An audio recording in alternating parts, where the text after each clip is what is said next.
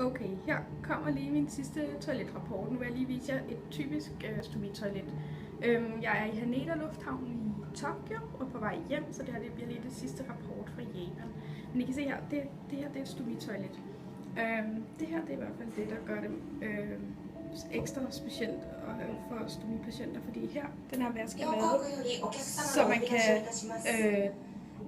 tømme sin stomi direkte ned i, og så kan man så skylle her på en pose, hvis man har brug for det. Og så er der også en vask herovre. Ja, nu er der lige lidt larm fra højtaleren. Så er der herovre ved toilettet. Det er fuldt automatisk, så man rejser sig op. Så jeg venter lige til hende der er talt færdig. Ja, så når man rejser sig op, så skyller det automatisk ud. Jeg håber, I kunne høre noget, selvom der var noget i højtaleren.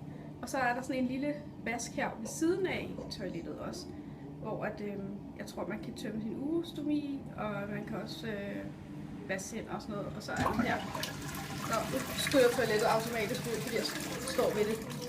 Og så er der her, hvor du kan vælge forskellige funktioner med, at man kan blive skyllet, og der er sådan noget tørre og forskellige ting her. Og så herover er der så en bænk, hvor man lige kan sidde og ordne, hvis man har brug for det.